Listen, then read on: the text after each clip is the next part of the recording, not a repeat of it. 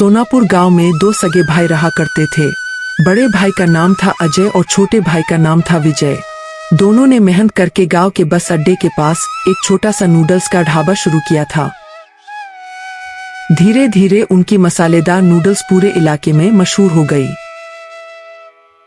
एक सुबह विजय कढ़ाई में नूडल्स बनाते हुए बोला, अजय भैया, आज मैंने मसाला थोड़ा ज्यादा डाला है। कल कई ग्राहकों ने कहा था कि उन्हें ज्यादा तीखे नूडल्स पसंद है। अजय मुस्कुराकर बोला, बहुत बढ़िया किया विजय, ग्राहक खुश रहेंगे तभी हमारा ढाबा चलेगा।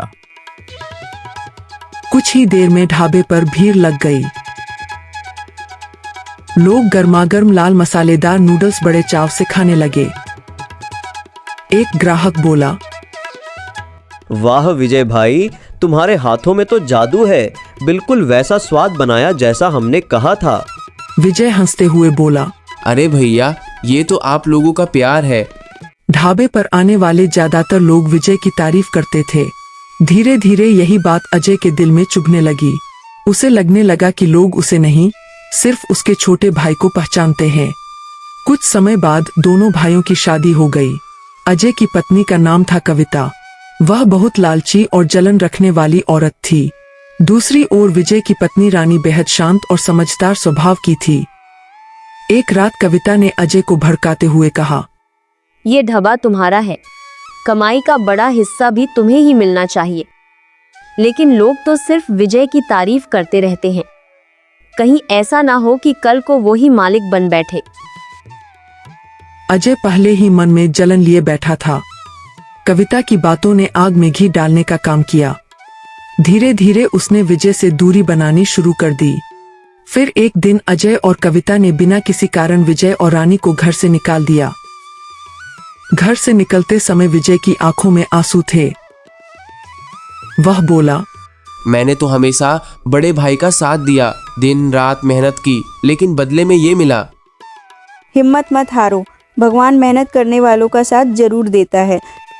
तभी रानी के पिता आगे आए और बोले, बेटा, ये घर तुम्हारा ही है, जितने दिन चाहो यहाँ रहो।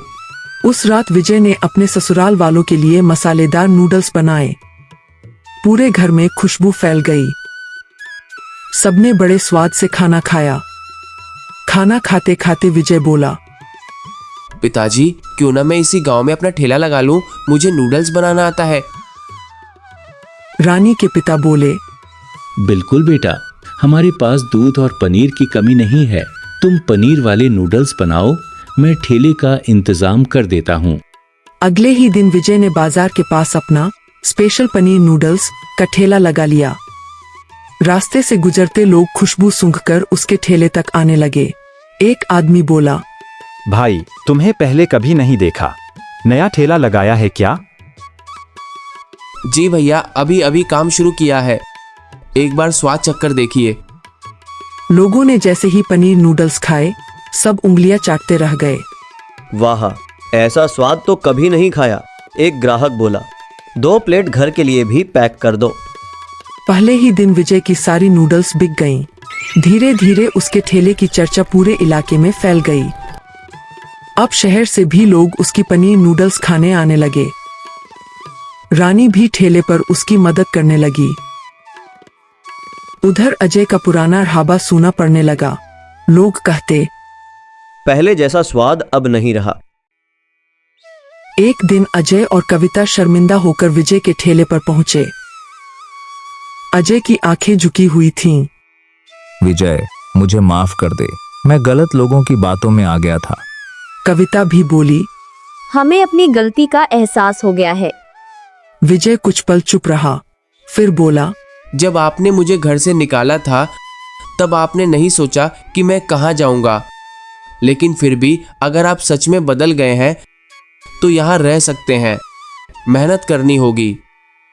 अजय और कविता शर्म से सिर झुकाकर खड़े रहे। समय बीतता गया। विजय ने उसी गांव में अपना बड़ा ढाबा खोल लिया। उसकी स्पेशल पनीर नूडल्स दूर दूर तक मशहूर हो गई। वह अपने सास ससुर की सेवा करता और मेहनत से अपना जीवन खुशी खुशी बिताने लगा।